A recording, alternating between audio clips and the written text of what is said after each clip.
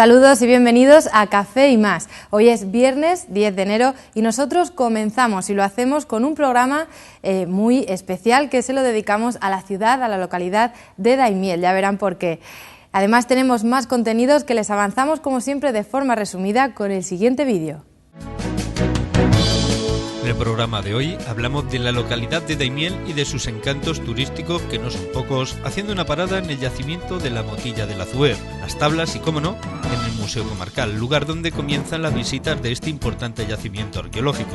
Qué mejor que hablar con gente de Daimiel que nos expliquen por qué merece la pena conocer esta localidad, que en breve presenta su repertorio turístico en la Feria Internacional del Turismo. Giro de 360 grados y cambiamos de asunto. Hablamos sobre otorrinolaringología de mano del doctor Eduardo García del Castillo, que nos explica la evolución de la pérdida auditiva a lo largo de la vida. Todo esto hoy aquí en Café y Más.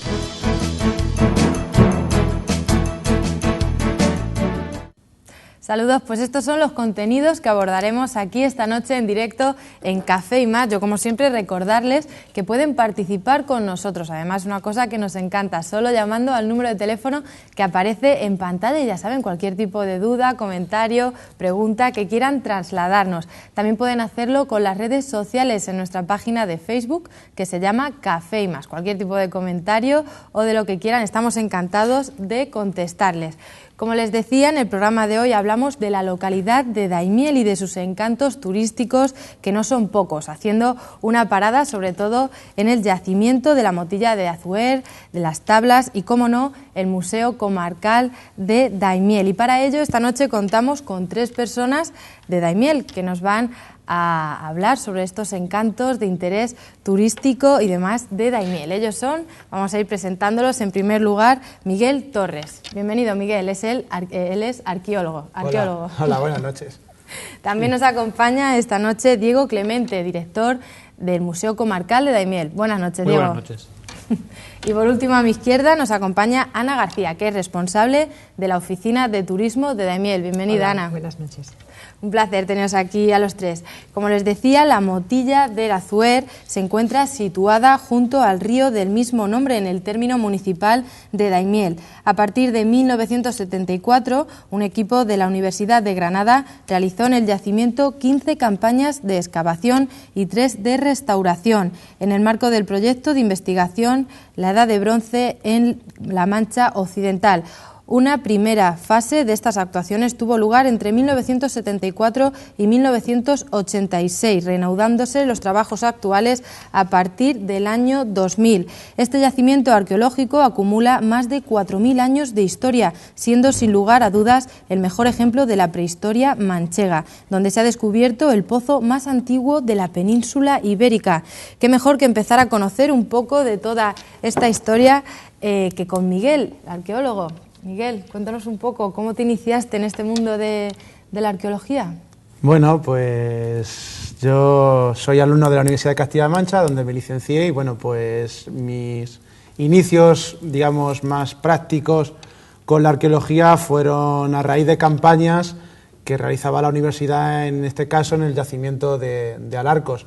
A raíz de ahí, bueno, pues fue despertando mi curiosidad por esta disciplina y bueno, pues digamos que una vez terminados mis estudios, pues la verdad es que bueno, pues empecé a dedicarme profesionalmente lo que es a esta labor y bueno, pues la verdad es que en distintos yacimientos, en distintos sitios, puntos, lugares de la geografía española, hasta desembocar en la Motilla del Azuer actualmente. Un trabajo muy sacrificado, ¿no? También, ¿cuánto tiempo llevas dedicándote a...? Bueno, pues desde el año 2006, en distintas fases, pues son, sí, prácticamente son 7, 8 años en los que voy dedicando a la arqueología. ¿Es una profesión dura? Bueno, pues igual que muchas profesiones. La verdad es que, bueno, como dice el refrán, palos con gusto no duelen. Soportar bajas temperaturas, altas temperaturas en verano, pero bueno, luego tiene un enriquecimiento personal, una serie de valores, una serie de recursos atractivos que bueno, pues le hacen una profesión yo creo que muy bonita y siempre además enmarcándole dentro de un cierto romanticismo, indudablemente ligado al aspecto científico, pero siempre tiene quizá un componente romántico nos hace dedicarnos a esta actividad. Miguel, ¿hubo algo así especialmente que te motivase para comenzar con la arqueología?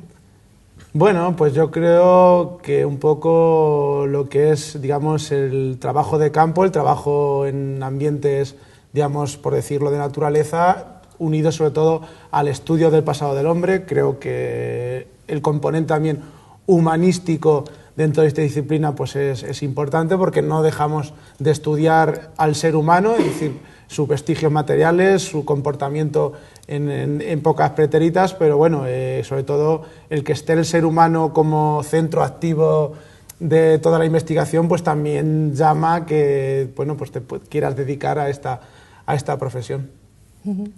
Bueno, pues vamos a centrarnos en ese yacimiento, que además estamos viendo ahora unas imágenes aquí que nos están mostrando nuestros compañeros. ¿Qué decir, Miguel? Un yacimiento arqueológico que acumula más de 4.000 años de historia. Sí, es un yacimiento único, y es único dentro de unas construcciones que son únicas y singulares en la prehistoria universal. Es decir, que Motillas son unos enclaves fortificados que son exclusivamente de La Mancha. Solo podremos encontrar Motillas en La Mancha, en ningún lugar del mundo. Y además solo en la actualidad se documentan poco más de la treintena, es decir, lo cual habla pues de la importancia que tienen estos yacimientos. Y bueno, pues como has dicho tú, son hace más de 4.000 años y son, digamos, que dentro de este territorio de La Mancha son las primeras manifestaciones complejas de construcción. Anteriormente, efectivamente, existen vestigios, pero de una complejidad grande solo encontramos, bueno, hasta la aparición de la Edad del Bronce, de las motillas y lo que son los poblados en altura, lo cual habla pues de la importancia que llegaron a tener en este espacio. Miguel, pero ¿qué es exactamente una motilla? ¿Es algo único? O, bueno, como dices, sí que hay más vestigios, ¿no? Pero ¿qué es exactamente una motilla y qué se hacía en ella? Lo que podemos entender por motillas son evidencias que hemos encontrado en la actualidad, es decir, forman montículos artificiales que destacan en zonas llanas. De ahí viene ese aspecto toponímico de motilla. Y correspondían con espacios fortificados, enclaves fortificados, en torno a una serie de murallas concéntricas. En algunas ocasiones, como la motilla de la Azuer, pues tenían una torre central, y también, como en el caso de la motilla, pues tenían toda la zona exterior, que era la zona dedicada al hábitat, al poblado. Y bueno, pues digamos que lo más singular es que en ese espacio interior, como estamos viendo en las imágenes en la actualidad, ahora mismo... Claro, eso corresponde con el exterior, ¿no? Sí, no, esa es toda zona interior, toda zona fortificada. Todo, sí. Digamos que en toda esa zona interior, todo ese recinto, lo que venían a articularse son espacios, estancias de control y gestión de recursos económicos, de actividades productivas, como silos de almacenaje, hornos de combustión, pero sobre todo, como vemos en la imagen anterior, un pozo, una estructura hidráulica, que hasta en la actualidad es la estructura hidráulica documentada más antigua de la península ibérica, y que nos habla pues de la capacidad que tuvieron estos grupos humanos hace 4.000 años por acceder a un recurso tan vital como es el agua. Digamos que hoy en día pues tenemos fácil con ir al grifo y no sale ese recurso, pero hace 4.000 años pues el acceso al agua, además en una época que se cree que era de una sequía más pertinaz que la que actualmente tenemos, de un clima un poco quizás más extremo, pues bueno, pues lleva a esas comunidades, a esos colectivos humanos, a horadar incluso en la propia roca caliza, que es la natural del terreno, para acceder a este recurso como es el agua. Y bueno, pues eso nos habla también de un comportamiento social, simbólico, de intentar fortificar todos esos recursos. Quizás en una época, estamos hablando de una época no solo por esas murallas, sino por vestigios de útiles armamentísticos, como es el desarrollo de espadas, puntas de flecha, que nos hablan de que es una época en la que se desarrolla una cierta conflictividad, no solo en la motilla, sino en yacimientos como el de la Encantada en Granátula, otras motillas, otros poblados en altura, nos hablan de que bueno, pues existe una cierta tensión entre comunidades que llevan pues a intentar asegurar, defender una serie de recursos, una serie de actividades productivas que eran básicas en esa época. Hablabas de almacenaje, Miguel. Hemos visto ahí el pozo de agua y demás. ¿Qué artículos, qué productos se almacenaban también en estos? Sobre todo lo que más se ha documentado es el cereal, grano perteneciente pues a trigo, cebada, escanda y también algo de leguminosas, lentejas, chícharos, es decir, productos que ellos podían producir en su entorno. La verdad es que la motilla tiene un carácter autogestionario bastante elevado y que ellos almacenaban. Quizás, sobre todo, bueno, pues nos lleva a pensar en que no se dedicaban a almacenar solo por un consumo propio, sino que estaba, digamos, ciertamente también pensado, planteado para intercambiar con otras comunidades o para, digamos, protocomercio con otros grupos humanos. Hablabas de que había diferentes yacimientos en diferentes comunidades que quizás que estaban un poco rivalizadas, ¿no? Como dices, quizás sea todavía una de las grandes incógnitas que falta por develar, el tipo de organización y de articulación que había entre diferentes poblados. Sobre todo porque una de las características que presentan las motillas es que, por ejemplo, lo que es en el término de Daimiel, que aprovecho también para hacer un poco de propaganda, claro, y es el término municipal en el cual existe una mayor concentración de este tipo de asentamientos, de las motillas, pues todavía falta quizá por establecer qué tipo de relaciones, porque bueno, al hilo existe una cierta correspondencia en territorio entre motillas, en una distancia, digamos, entre comillas, racional entre las diferentes motillas y que nos pueden inferir a que existía una cierta articulación, una cierta ocupación racional de ese espacio. Y bueno, pues todavía quizá falte por definir exactamente qué tipo de relaciones había entre unas motillas, entre otras, y a su vez con otros yacimientos como los poblados en altura cercanos a este ámbito. ¿Alguna peculiaridad especial en el caso de esta que se sitúa en Daimiel? ¿Algo que la haga diferente con...? La motilla del Azuer, sobre todo, bueno, pues la principal particularidad que hemos hablado es sobre todo el pozo. Digamos, desde el punto de vista de los hallazgos que se han localizado en su interior. Los silos, unos silos de almacenaje que incluso llegan a los 2 metros, también son unas estructuras importantes dentro de ese contexto, al igual que, bueno, pues toda la estratigrafía de niveles cenicientos que se ha encontrado en su interior. Pero desde el punto de vista, ya por ejemplo, en la actualidad, qué ventajas presenta, qué peculiaridades presenta la motilla de Azuer contra otras motillas, es que prácticamente es la única que se puede visitar de forma completa, entendiendo para ver el interior de la motilla. Entonces, bueno, eso crea un valor añadido a todo lo que significaba la motilla. Además, bueno, pues dentro junto con otras motillas, pero dentro de ese grupo, digamos que es de las motillas que tendría unas dimensiones mayores, con lo cual tendría un valor especialmente significativo pues dentro de todo ese contexto que hemos señalado. Miguel, ¿y la gente, por ejemplo, o sea, dónde se ubicaba, dónde se distribuía para vivir? ¿En las zonas del exterior de la motilla? Sí, estamos viendo ahora unas platas arqueológicas que fueron de unos estratos que se abrieron en forma de zanjas, de trincheras. Esas zanjas en forma de trincheras, digamos, en los ejes norte, sur, este y oeste del yacimiento. Digamos que otra de las peculiaridades, singularidades que presenta la motilla es que en toda la zona exterior es toda la zona del hábitat, donde ellos se distribuían. Hay que pensar que, aunque bueno, hablemos de una zona de hábitat, una zona de poblado, no hay que pensar en un urbanismo tal y como lo concebimos actualmente, con calles, estructuras más o menos organizadas, sino que habría que pensar más bien en cabañas, por establecer paralelismos con la actualidad, con cabañas diseminadas, organizadas en pequeños grupos, pero diseminadas por toda la zona exterior. Y otra también de las peculiaridades, pero asociada a todos los yacimientos, de esta época, para esta época del bronce, de la edad del bronce manchego, de la edad del bronce de la Mancha, que también en correspondencia con otros ámbitos de la península, es que los enterramientos se hacían en las propias viviendas. También se han documentado enterramientos en toda la zona interior, pero la mayor parte de estos enterramientos se realizaban en las propias viviendas.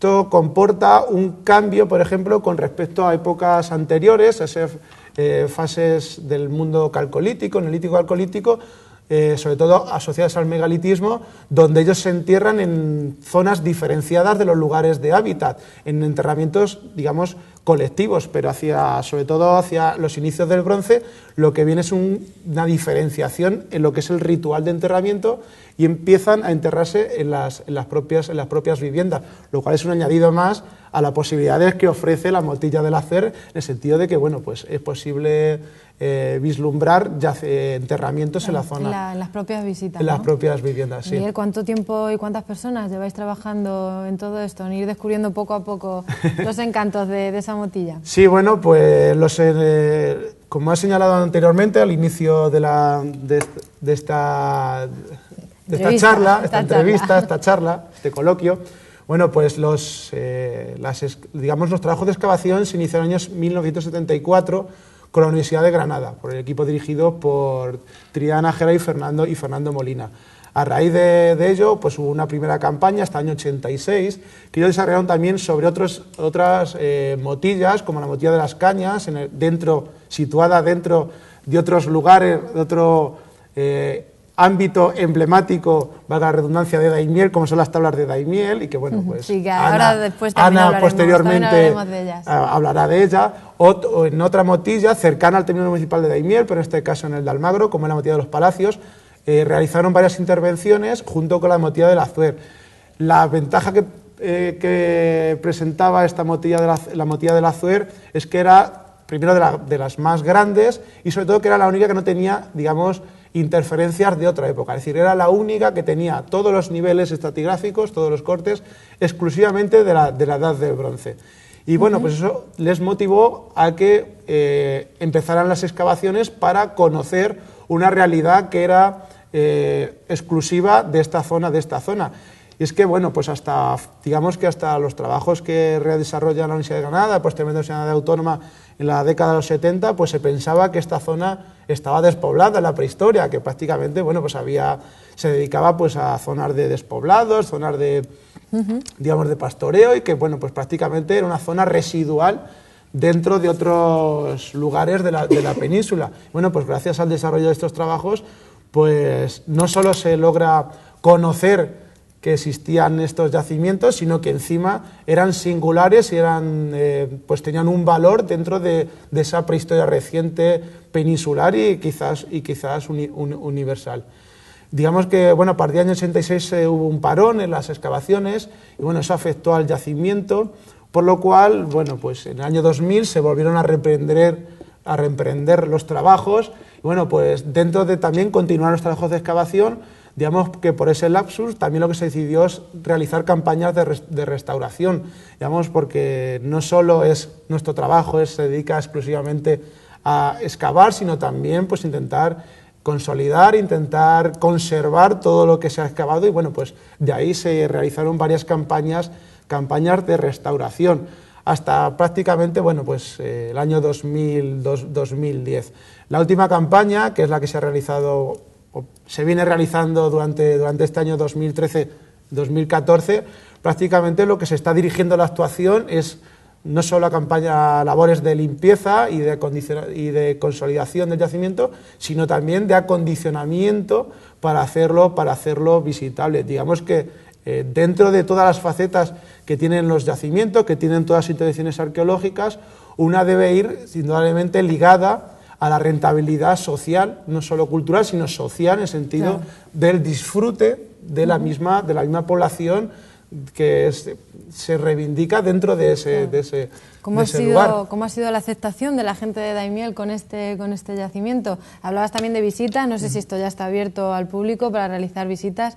¿Qué se puede encontrar allí la gente que vaya a visitarlo? Bueno, pues de momento estamos trabajando, digamos, en toda la configuración de esas visitas por intentar ofrecer el producto lo más elaborado y lo más potente posible. Y bueno, pues la verdad es que de momento visitas no se pueden realizar, pero se van a realizar próximamente, y esta primavera se quiere abrir ya de continuo. existen, bueno, por ciertas limitaciones no solo prácticas en sentido de trabajo, sino incluso meteorológicas, porque bueno, claro, pues los inviernos son, los que tenemos, y bueno, pues quizá un poco pues se decidió posponer ese inicio de las visitas con la primavera, que existen unas mejores condiciones meteorológicas para poder acceder a una visita completa. Y bueno, pues también ofrecer pues todas las condiciones de seguridad y de turísticas, claro, que tienen que ir indudablemente asociadas a una visita como las que tenemos planteadas. Claro, porque también las condiciones en las que os encontrasteis esto, ¿no? Pues también, que no solo los efectos meteorológicos, sino que también a la hora de reconstruir y tal, claro, es también un trabajo duro, ¿no? Sí, sobre todo porque, bueno, los yacimientos son, digamos, aunque veamos algo inerte, realmente son como los seres vivos y necesitan de un cuidado y de un mantenimiento. Aquí una de las limitaciones, una de las dificultades que nos hemos encontrado es que desde el año 2010 hasta el año 2013 el yacimiento ha estado prácticamente cerrado.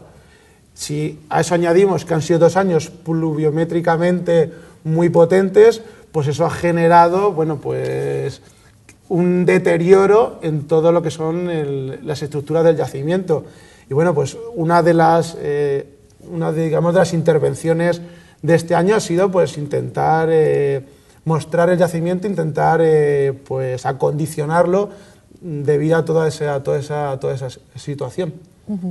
Miguel, pues vamos a hacer un pequeño paréntesis porque nos tenemos que ir a publicidad unos minutitos, pero no se vayan porque enseguida volvemos y seguimos hablando de todos los encantos de Daimiel, que no son pocos. Enseguida venimos.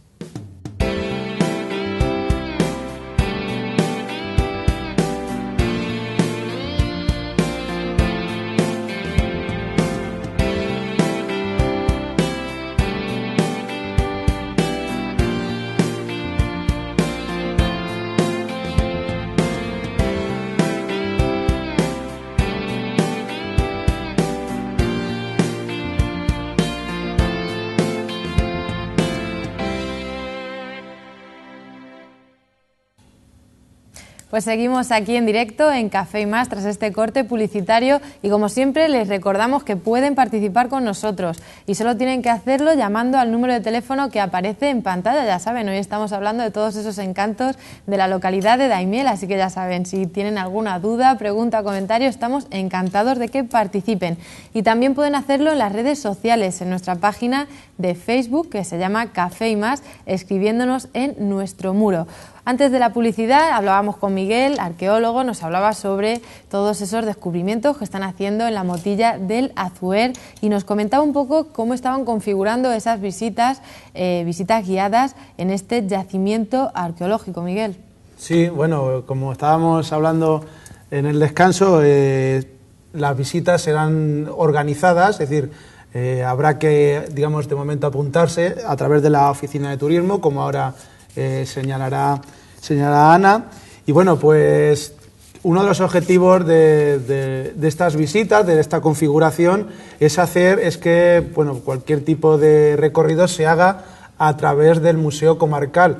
Esto se hace con el objetivo general de intentar inculcar a los visitantes, a todos esos grupos, que aquellas personas que estén interesadas en visitar Daimiel, pues que también puedan apreciar el rico patrimonio que tenemos, que atesoramos en nuestra localidad, en Daimiel, y bueno, pues que dentro de esas visitas al yacimiento arqueológico de la Motilla del Azuer, pues también, bueno, pues y sentarlas en el contexto de un rico patrimonio y de unas excelentes instalaciones como son el Museo Comarcal de Daimiel. Miguel, sí. ¿Por qué 2014 será el año de la Motilla? Indudablemente porque es el año de la apertura, digamos, una apertura ya consolidada al visitante y porque creemos y somos muy optimistas al respecto de que va a lograr encandilar a todas las visitantes, a todas las personas, lo cual, bueno, pues aprovecho ya que están las cámaras porque, bueno, creo que, aunque esté vendiendo mi producto, pero creo sí, que es un yacimiento que va a lograr, bueno, pues atraer la curiosidad de todos los interesados. ¿Qué creéis que vaya a impactar más a los visitantes? Pues hombre, creo que el tema del pozo, el sistema hidráulico, una vez que además se puede acceder al interior, no al interior completo, pero a una parte del interior de ese pozo, pues siempre llama la atención a todas las personas que se acercan, porque digamos que entender hace 4.000 años desarrollar una infraestructura de ese calibre, pues la verdad es que bueno, pues siempre comporta una atracción y bueno, pues siempre bueno, la verdad es que llama mucho la atención de todas las personas, pero bueno, la verdad es que hay otros elementos, como he hablado, esos hilos para almacenar grano que llegan hasta los 2 metros, ese sistema de pasillos, esas murallas, esos sistemas murarios potentes que llegan hasta los 6-7 metros. Bueno, pues si nos trasladamos a la tecnología, a los medios técnicos con los que disponían hace 4.000 años, pues la verdad es que siempre causan fascinación en toda aquella persona que logra integrarse, porque hay que señalar que bueno, una de las ventajas que presenta, otra más de las ventajas que presenta la motilla, es que te puedes estar visitando el interior, estás en el interior y te puedes imaginar aproximar a cómo realmente se desarrollaría la vida en aquellas épocas. Un viaje en el tiempo en el que además habéis encontrado con multitud de objetos que también se almacenan en el Museo Comarcal de Daimiel, ¿no? Que también es una de las partes de la visita, Miguel. Sí. Bueno, y qué mejor para hablarnos de todos ellos que Diego Clemente, su director, el director del Museo Comarcal de Daimiel. Diego, cuéntanos un poco. Bueno, pues efectivamente el museo es el lugar donde todos esos objetos arqueológicos y muchas más cosas somos los encargados de velar por la custodia, la conservación, la exposición, la investigación, la educación con los más pequeños de todos esos objetos que nos han legado las culturas pasadas, todos nuestros antepasados, y que tenemos esa misión de conservarlos para transmitirlos en las mejores condiciones a las generaciones que vengan después de nosotros, ¿no? Y bueno, pues a través de 3 plantas de las que consta el museo, lo que el visitante puede realizar es un recorrido cronológico, y el museo no solamente sirve para la historia de Daimiel, sino que sirve también para conocer de primera mano la historia de nuestro entorno más cercano, ¿no? Empezamos con unas fotografías que introducen al visitante en el entorno, en el paisaje de nuestro entorno, antes de que los primeros pobladores empiecen a modificar el medio. Me estoy refiriendo a un paisaje tan emblemático para Daimiel como son las tablas de Daimiel. Y ya nos adentramos en conocer cuáles son esos primeros pobladores que están viviendo plenamente en nuestro entorno, que son las culturas de la Edad del Bronce. Introducimos al visitante en cuál es el estado en la Edad del Bronce a nivel peninsular, y luego pues pasamos a conocer los distintos tipos de poblamiento de esta época en nuestra zona, no solamente en Daimiel, sino en la zona, y lo que hacemos es pues hablar y comparar lo que son las motillas con los poblados en altura. Entonces Miguel también se ha referido al Cerro La Encantada, que es un yacimiento en altura que está en Granátula, que también se puede visitar, y bueno, pues introducimos al visitante en esa distribución de motillas y poblados en altura que hay en nuestro entorno, para posteriormente centrarnos en la motilla del Azuer, efectivamente, como elemento fundamental, y lo hacemos a través de maquetas.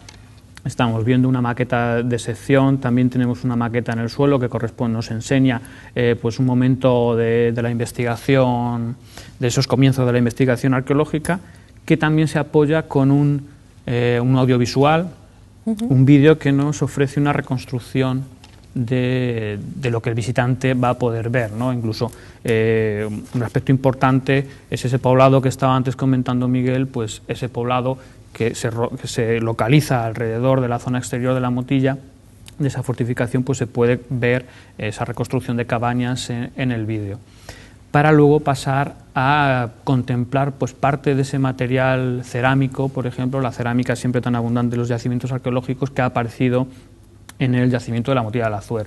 Lo hacemos a través de ejemplos muy representativos de cerámica, como son los vasos carenados. Están también los restos de una quesera, un recipiente cerámico agujereado con la que la gente que habitaba este yacimiento hace más de 4.000 años pues se producía su queso, ¿no? También hay una olla globular, y luego también hablamos de ideas y creencias, y para ello lo que hacemos es representar un enterramiento de la motilla del Azuer. Hay un esqueleto con un elemento de ajuar, como es un vaso carenado, que lo que hacemos es compararlo con el ritual de enterramiento de la cultura ibérica, la cultura que vamos a encontrar después si seguimos el hilo cronológico de la historia. Ahí estamos viendo esta recreación del enterramiento de la motilla a la que me estaba refiriendo con anterioridad, y también vamos a centrarnos con la cerámica. Sucede lo mismo. La cerámica de la Edad del Bronce la tenemos en la misma vitrina con cerámica de época ibérica, que lo que hacemos es comparar, hablar de las diferencias que hay entre estas dos culturas. La cerámica de la Edad del Bronce es una cerámica que está hecha a mano completamente, con ayuda simplemente del moldeo, se modela o se moldea a mano, sin la ayuda del torno. Ahí estamos viendo esas piezas cerámicas tan representativos. En el centro de la imagen se puede ver esos fragmentos de esa quesera que comentaba antes, o esa olla globular. Luego, la cerámica que hay dentro de esa misma vitrina corresponde también, otra que no estamos viendo ahora, pero que el visitante puede comprobar, a la cerámica de época ibérica, porque las diferencias fundamentales vienen en tanto en cuanto que los íberos introducen en su fabricación la utilización del torno, la decoración, y ya pues las pastas son más finas, son unas cerámicas mucho más elaboradas. Cerramos nuestro paseo en el museo por la Motilla de la Zuer, centrándonos en una vitrina donde podemos encontrar algunos de los pocos elementos metálicos que han aparecido en la Motilla de la Zuer, y para ello lo hacemos pues con unas puntas de flecha, un punzón, 2 puñales, que también, como digo, son muy significativos porque es escaso el material metálico que ha aparecido. Es un momento en el que todavía el metal es muy escaso, les cuesta mucho trabajo producirlo y fabricarlo, entonces bueno, pues va a ser un elemento pues codiciado. Y el recorrido por el museo continúa a través de la historia. Nos adentramos, una vez finalizado este mundo de la Edad del Bronce y de la época ibérica, hablando del mundo romano, para continuar en esta planta sótano, terminando en la Edad Media. Tenemos maquetas y materiales también medievales. Ahí estamos viendo ahora mismo imágenes de ese vídeo, de ese audiovisual, ¿no? Efectivamente, que comentaba antes, que es esa reconstrucción, esa recreación de cómo podría ser la Motilla de la Zuer.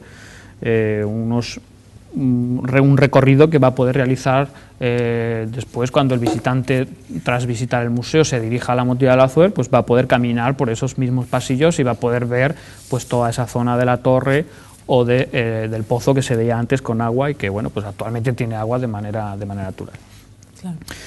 Y bueno, pues como iba diciendo, pues continuamos nuestro recorrido por la historia. En la planta sótano terminamos en esa Edad Media, pues tenemos una maqueta del importante yacimiento de Calatrava la Vieja, es la gran fortaleza, ciudad musulmana, que luego posteriormente pasa a manos cristianas y que será donde se funde la orden militar de Calatrava.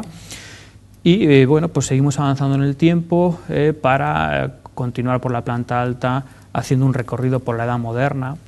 Tenemos la parte de una galería de una vivienda del siglo XVI que se recuperó tras una intervención arqueológica que se realizó en una vivienda en Daimiel, y continuamos ese recorrido para irnos acercando hasta nuestro siglo, hasta el siglo XX.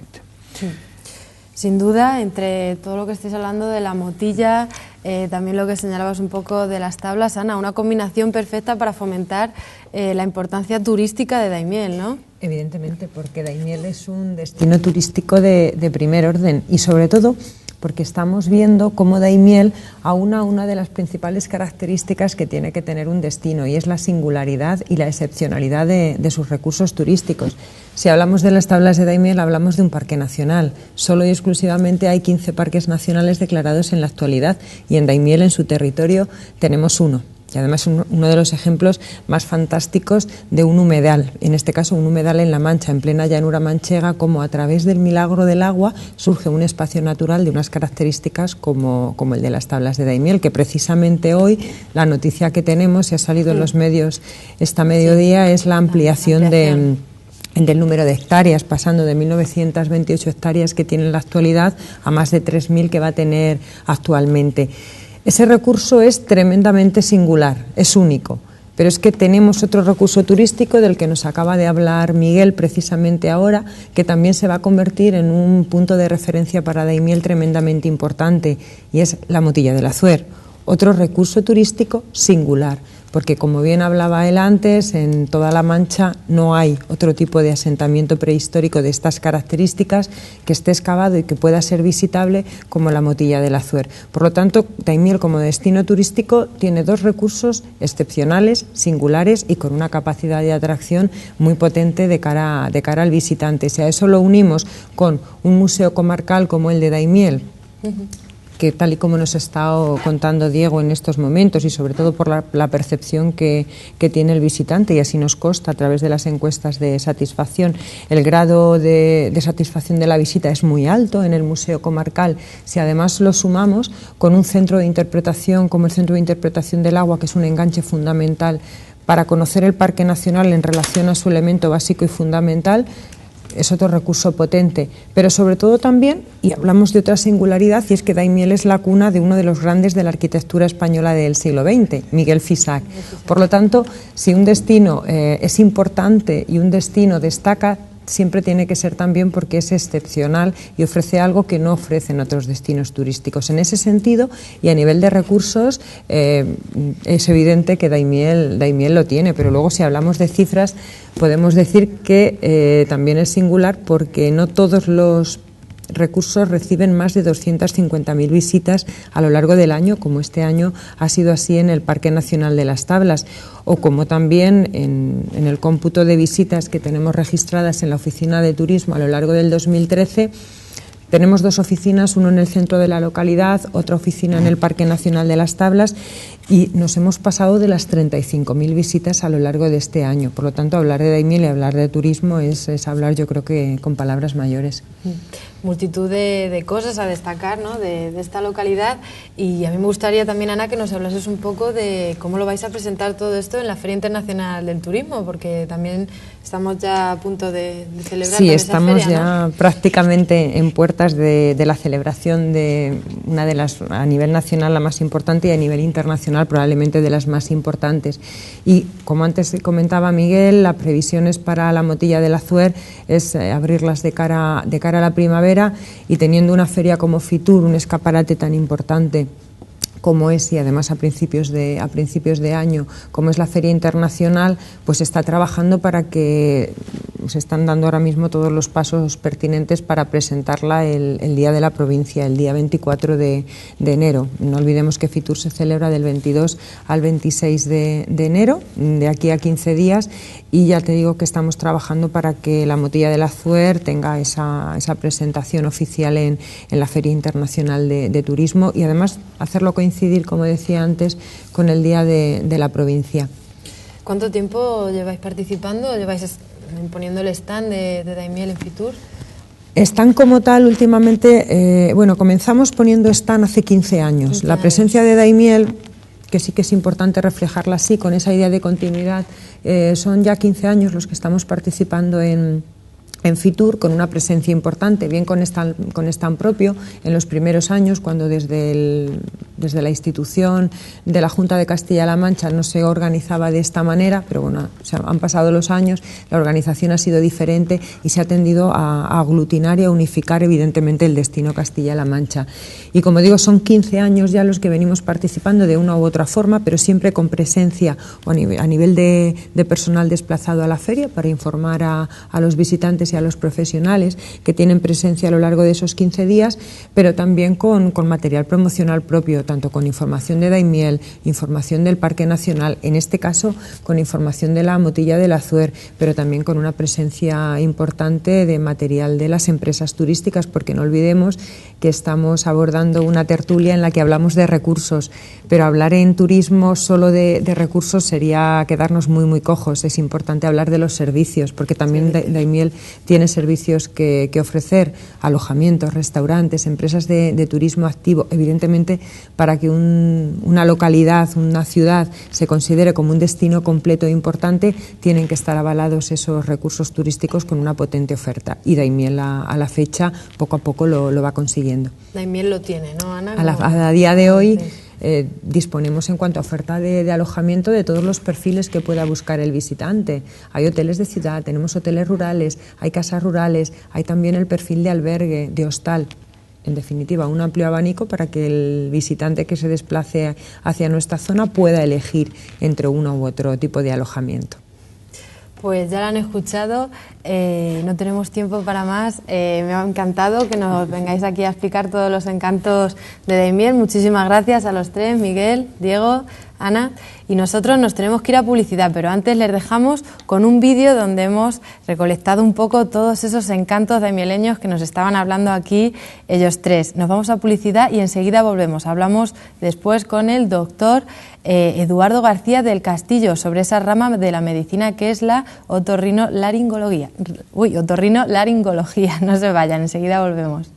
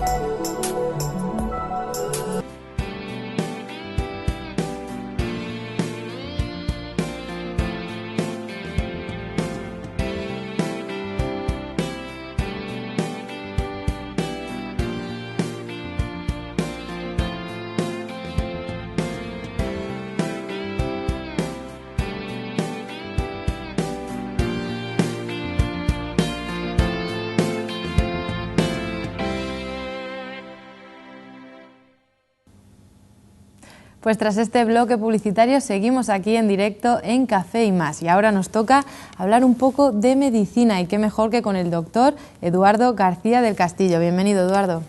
Buenas noches. Buenas noches. Eduardo es jefe de sección del Servicio de Otorrinolaringología del Hospital General Universitario de Ciudad Real. Y esta noche nos va a hablar sobre una patología frecuente, generalmente poco comprendida y que afecta a todas las edades de la vida. En primer lugar, Eduardo, ¿cómo te iniciaste con esta profesión? ¿Qué te motivó para estudiar? Bueno, yo tuve mucha suerte porque nací en Salamanca. Soy salmantino. Y el nacer en Salamanca, en la época en la que nací yo, era una suerte porque tenías universidad. Ahora ya hay en muchos más sitios. Entonces, los que nacíamos en ciudad universitaria éramos privilegiados. Entonces, tampoco tuve que cuestionarme mucho. Realmente no sé exactamente qué es lo que me motivó. Había una rama poco conocida y todavía no reconocida, que es la foniatría, que era uno de los únicos sitios que había en España, en Salamanca. Yo tenía relación con el doctor Málaga Guerrero, que es el que llevaba aquella unidad, y de hecho mis primeros pasos en la especialidad fueron en foniatría. Hice foniatría, como la foniatría era una especialidad no reconocida, en Europa sí, pero en España sigue sin ser reconocida, pues necesitabas un poco el aval de otro título. Como se hacía la especialidad dentro del servicio de otorrinolaringología, amplié mis estudios con la otorrinolaringología. Más o menos así fue la cuestión. Eso fue el origen, ¿no, Eduardo? Eso fue el origen. Bueno, pues esta noche, como les decía, Eduardo nos va a hablar de una patología frecuente, generalmente poco comprendida. Eduardo, comenzamos hablando de esa pérdida, la pérdida auditiva. ¿Qué es la pérdida auditiva? Pues, como tú bien dices, es una patología, una discapacidad muy huérfana, muy poco conocida, muy poco valorada. ¿Por qué? Porque es invisible. Fíjate en una cuestión, a los que más les interesaría el tema que estamos hablando actualmente son los que precisamente o no lo oyen o lo oyen con dificultad. ¿Por qué es muy importante el mantener a lo largo de toda la vida una muy buena audición o una audición normal? Pues porque sin audición no hay lenguaje. El niño que nace sordo va a ser un niño mudo. Por suerte, hoy en día esto ya no sucede. Podemos recurrir a los implantes cocleares, de los que más adelante, si quieres, tocamos un poco el asunto, pero ahora podemos decir que en los países desarrollados ya no hay sordomudos. Pero hasta no hace muchos años, hasta los años 80, hasta principios de los 90, el niño que nacía sordo estaba condenado a ser mudo. Y el sordomudo, es una persona que es, digamos, extranjera en su tierra, porque no habla el mismo lenguaje que hablamos nosotros. Entonces, ahí radica la importancia de la patología auditiva, de las pérdidas auditivas, de que audición y lenguaje van de la mano. Sin audición no hay lenguaje. Y si hablamos de sentidos, pues podríamos establecer comparaciones, vista, oído. Al ciego se le ve, el sordo no se ve, porque pasa desapercibido. Entonces, por eso decimos que es una discapacidad muy poco valorada, muy poco reconocida y muy poco reivindicada. Hablabas también de lengua, lenguaje. ¿Qué diferenciación estableces entre ambos conceptos? Bueno, eso es una terminología más de profesionales de la lingüística. No me atrevo yo aquí a hacer definición de lenguaje y lengua, lenguaje, lengua y habla. Pero bueno, el lenguaje oral es la forma que tenemos los humanos de manifestarnos, es la de comunicarnos, es lo que nos diferencia del resto de los animales. Es fundamental el lenguaje oral. Es la capacidad que nos diferencia y que nos pone en la cúspide de la escala filogenética.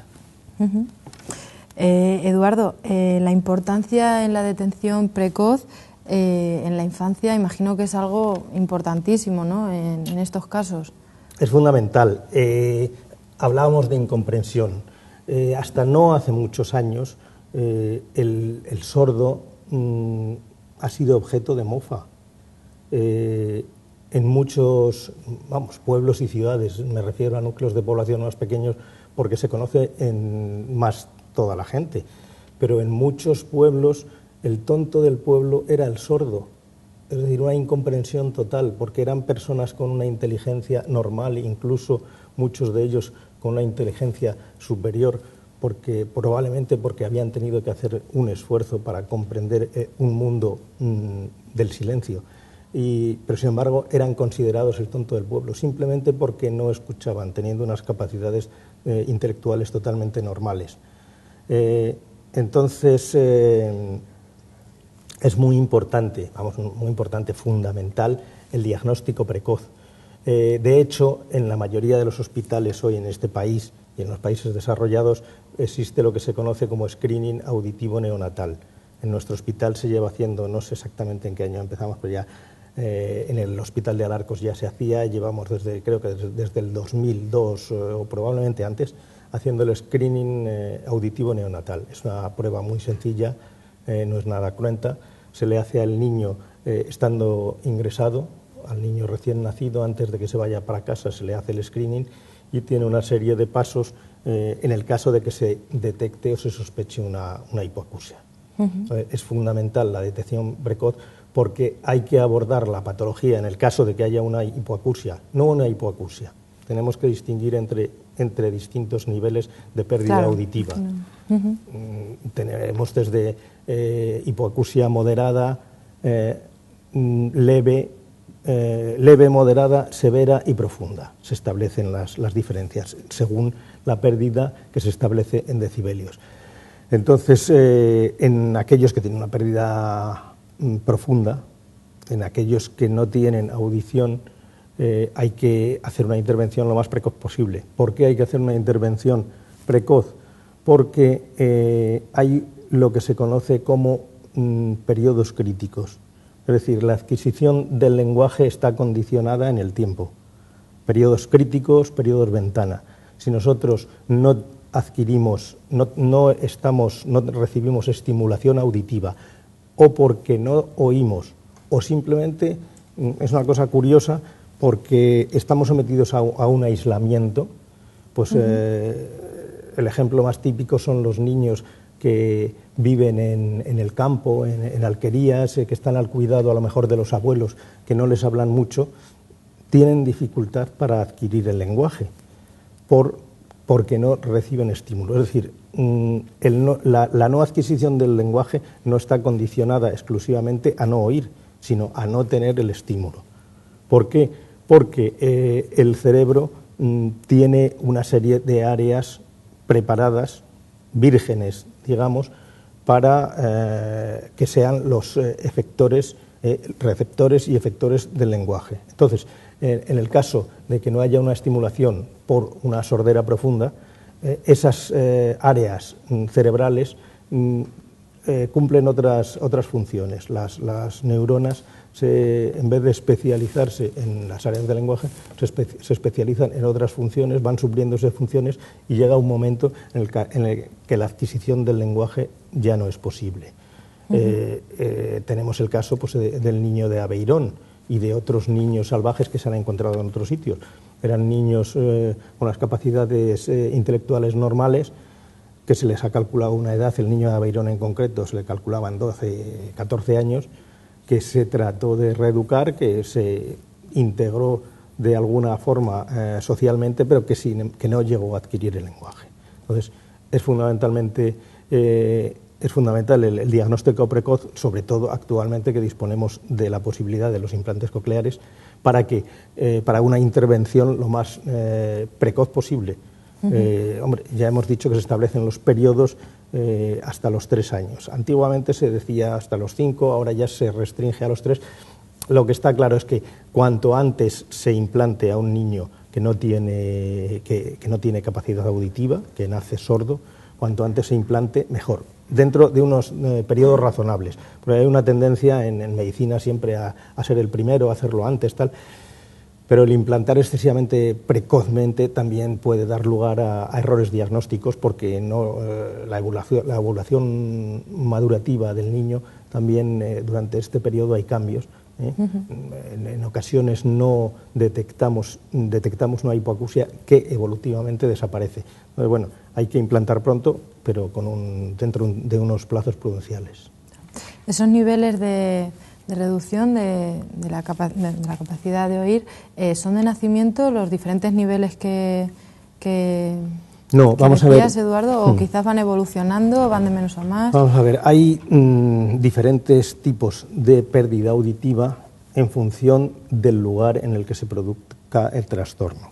Entonces, hay hipoacusias de transmisión, que son las que afectan al oído externo y oído medio, y hipoacusias neurosensoriales, que son las que afectan ya al órgano noble, es decir, a la cóclea, al caracol, y a las vías y al cerebro. Es decir, tendríamos las hipoacusias de transmisión, las hipoacusias neurales y las hipoacusias centrales, que son las que afectan al área cerebral. ¿Y en ambos casos de hipoacusias sería difícil la capacidad de que pudiese adquirir ese lenguaje un niño, aun teniendo una detención precoz? Es que generalmente la hipoacusia profunda, la cofosis, la pérdida total de audición, que casi nunca es total, siempre queda algún resto auditivo. Vamos, un resto auditivo que no ayuda mucho a la adquisición del lenguaje. Las pérdidas profundas siempre van asociadas a hipoacusias neurosensoriales.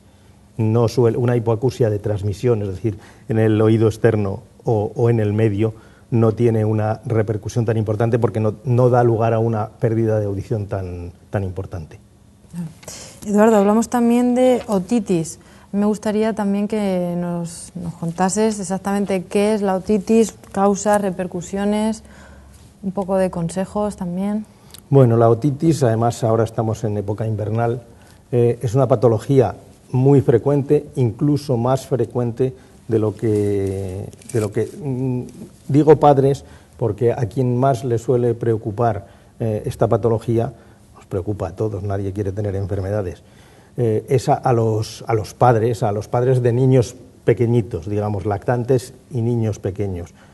Entonces, es una patología muy frecuente que generalmente no tiene unas repercusiones nefastas.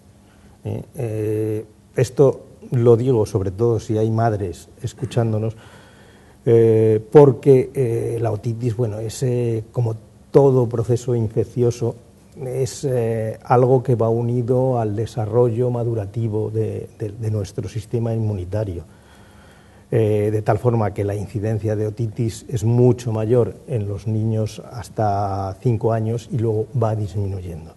Es decir, que las madres que tengan niños lactantes o niños pequeños y que tengan otitis, incluso de repetición, que no se preocupen demasiado, que es algo que en la mayoría de los casos se va a resolver. En los casos en los que no se resuelve, pues tiene que intervenir el otorrino. Normalmente están bien atendidos en manos de su pediatra. ¿Qué es lo que más nos preocupa al otorrino con la otitis en la infancia? Pues el tema del que estamos hablando. No es solo la cuestión de las hipoacusias, de las pérdidas de audición severas, de las cofosis, que impiden la adquisición del lenguaje, sino que el trastorno de audición ya leve sí tiene unas repercusiones sociales para el niño y para el adulto. Luego, si quieres, hablamos también de la repercusión en los adultos. Podemos hacer un desarrollo a lo largo de toda la vida. La repercusión importante en el niño, lo más importante de la otitis no es el problema del dolor, de la supuración, de un proceso inflamatorio en concreto, sino que lo más importante es la repercusión que una otitis puede tener de cara a la audición. Si es una hipoacusia, es decir, una pérdida de audición no muy importante pero mantenida. Todo está en relación, hay mucha serie de factores que influyen. El cultural, otros factores, la mayoría de factores que no controlamos, porque vemos niños que tienen una pérdida de audición importante y sin embargo tienen una evolución en el lenguaje y una evolución escolar muy buena, y otros que con pérdida menos importante y en un entorno familiar adecuado y demás, pues resulta que no evolucionan bien. Ahí es donde entran los factores que no controlamos. Pero bueno, en términos generales es muy importante valorar si la otitis, que es un proceso que generalmente se autorresuelve, produce una hipoacusia que va a tener una repercusión importante en la adquisición del lenguaje, que a su vez va a tener una repercusión importante en la adquisición de los conocimientos escolares. Entonces, lo más importante, lo que más debe preocupar a una madre, a un padre, sobre todo con hijos pequeños de corta edad, es si esa esas otitis de repetición van a tener repercusión en la adquisición del lenguaje y en la adquisición de los conocimientos en general. Eduardo, cuando mencionas otitis por repetición, exactamente que... Claro, son conceptos el que concepto, quizás... bueno, otitis, como todo lo que termina en itis... Porque claro, todo el mundo decimos, creo que tengo otitis, pero otitis por repetición... Bueno, la otitis, como todo lo que termina en itis quiere decir inflamación. La otitis es un proceso inflamatorio del oído medio, ¿no? Y de repetición es que en los niños, sobre todo en los lactantes, en los lactantes menos, es más ya en los niños a partir de los 2 años. En los niños más pequeñitos sí hay incidencia, pero bueno, suele ser ya durante la lactancia, tienen la protección de la materna, ¿no? Pero de repetición quiere decir que tienen otitis, un episodio, se cura ese episodio y al cabo de poco tiempo tienen otro. Y eso es de repetición, o sea que tienen procesos inflamatorios del oído medio con una frecuencia... Sí, que se repite. Repetida. Respecto a los tratamientos, hablamos también de esos implantes cocleares, que no sé hasta qué punto son... No, el implante coclear es una cuestión muy específica, está muy delimitada a una patología que es la acofosis, la pérdida total de audición en la infancia o en el adulto. Luego podemos tocar la pérdida de audición, ya te digo, en el adulto. En la infancia, lo que pasa es que es un tema muy, muy, muy concreto, porque además, por suerte, la incidencia es baja. Se calcula que la incidencia de niños sordos, totalmente sordos, es decir, con pérdida total en los 2 oídos. La pérdida total de un oído con el otro oído normal no tiene repercusiones en la adquisición del lenguaje.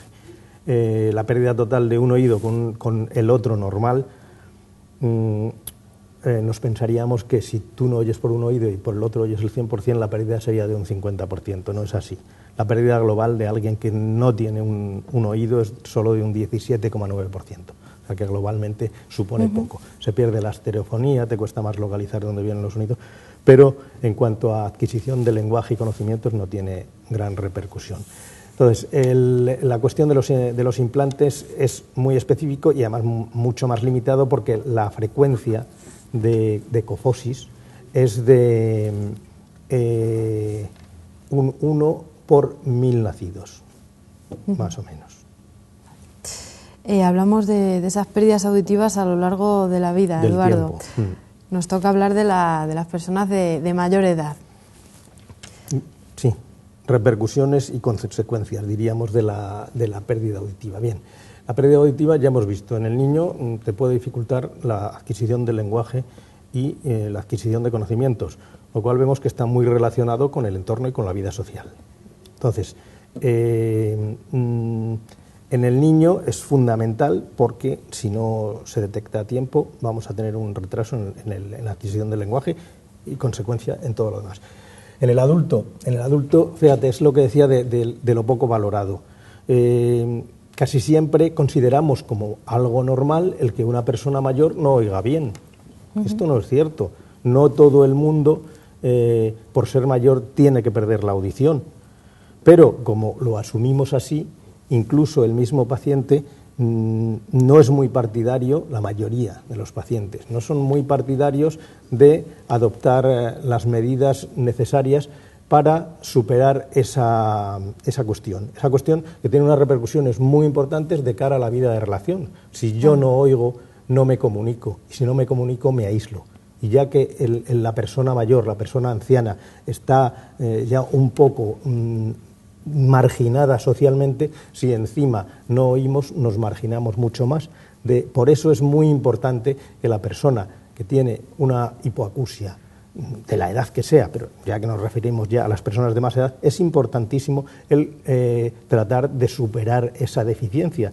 Y en la mayoría de los casos hay soluciones que suelen ser los audífonos. El audífono está muy vilipendiado, pero porque no se ha hecho bien, porque se retrasa mucho la adaptación. La adaptación auditiva debe ser lo más precoz posible. Cuando tú ya no tienes una buena comunicación, cuando socialmente la audición que tienes no te es suficiente, hay que recurrir a las medidas que disponemos. Y el audífono es muy necesario, pero hay que aplicarlo a tiempo, porque si lo adaptas ya tardíamente, lo único que vas a oír es ruidos que te van a distorsionar, pero ya has perdido la capacidad de inteligibilidad. Claro. Eduardo, ¿hay alguna forma de entrenar nuestro oído o de mejorarlo? ¿Alguna práctica? No, vamos a ver, esto es, nos daría para horas. La cuestión de audición, porque la función de la audición es el lenguaje, ya lo hemos dicho. Claro. O sea, el oído no está para oír ruidos, sino para comunicarnos. Entonces, el oído no necesita más entrenamiento que la vida social, la vida de relación. No hay otro entrenamiento. No hay otra forma de No, poder vamos, mantener entrenarlo para la música o para otras cuestiones. Pero la música tampoco no muy alta, ¿no? No, la Imagino, música, hombre, de hecho, cada vez se detectan más traumas acústicos que tienen ese nombre médicamente, que es por oír música a mucha intensidad. Claro. Pues podríamos seguir hablando largo y tendido sobre todo esto, Eduardo, pero es una lástima, pero no tenemos tiempo para más. Un auténtico placer tenerte esta noche aquí con nosotros, Eduardo. Muchas gracias. Y nosotros nos vamos despidiendo. Yo les recuerdo que pueden seguir informados con nuestros compañeros Kiko Fernández y Beatriz García a las 11 de la noche. Muchísimas gracias por acompañarnos esta noche. Que pasen un feliz fin de semana y nos vemos la semana que viene aquí en Café y Más a las 9 de la noche. Que sean felices.